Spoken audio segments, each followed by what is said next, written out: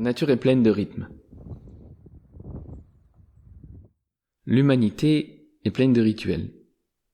Et l'enfance est pleine de rythmes et de rituels.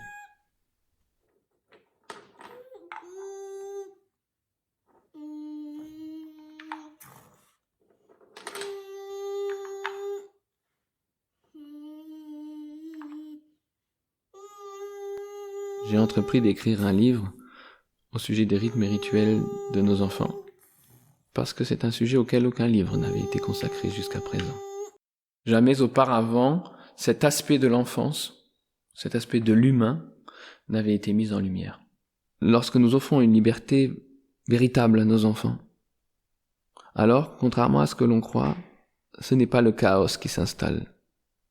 Lorsque l'enfant voit et ressent une véritable liberté, une véritable confiance, alors ce qui émerge, ce sont des rythmes et des rituels. Et ces rythmes et rituels sont fondamentaux. Ce sont eux qui offrent ce terreau fertile sur lequel notre devenir va s'enraciner. Le devenir de nos enfants. Voir ces rythmes, voir ces rituels, surtout voir les rythmes et les rituels de nos enfants. Voir à quel point ils peuvent changer notre propre vie. Ces rythmes et rituels offrent la structure, offrent la sécurité dans laquelle s'enracine la liberté, la créativité et l'évolution.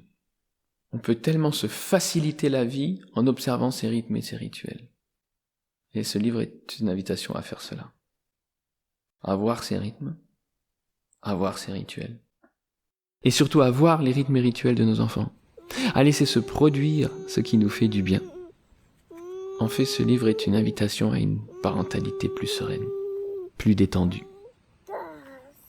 Pour que les adultes, pour que les parents ne soient plus malmenés par cette sempiternelle question de « est-ce que nos enfants deviendront un jour de bonnes personnes ?»